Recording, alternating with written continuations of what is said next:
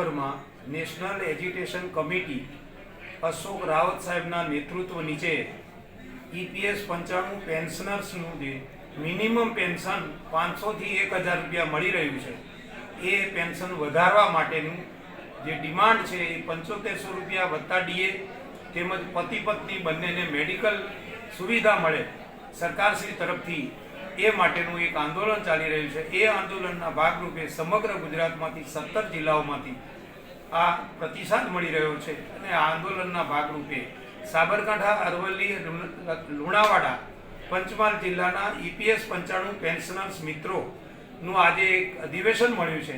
આ અધિવેશનમાં દિલ્હી ખાતે જંતર મંતર દિલ્હી ખાતેનું જે ઉપવાસ આંદોલન છે એ ઉપવાસ આંદોલનની પૂર્વ તૈયારીના ભાગરૂપે આજે અહીંયા લક્ષ્મીનારાયણ અન્નક્ષેત્ર શામળાજી ખાતે આ આંદોલનના ભાગરૂપે એસોસિએશન મળી રહ્યું છે। એ એસોસિએશનની પૂર્વ તૈયારીના ભાગરૂપે અમે સૌ અહીંયા મળ્યા છીએ। મને આશા છે કે દિલ્હી ખાતે આ આંદોલન અમે કરી રહ્યા છીએ એનું ચોક્કસ પરિણામ મળશે અને માનનીય વડાપ્રધાન નરેન્દ્ર મોદી સાહેબનું આપણને પોઝિટિવ રહી અને આ આંદોલનનો એક સફળતા મળશે અને અશોક રાવતના નેતૃત્વ નીચે અમે સૌ સફળ થઈશું એવી અભ્યર્થના સાથે હું બોલું છું। EPS 95 હેઠળ જે કર્મચારીઓએ અત્યાર સુધીમાં ગવર્મેન્ટમાં નાણાં ભર્યા છે પણ એમને પેન્શન માત્ર 1000 રૂપિયાથી 2000 રૂપિયા સુધી મળે છે।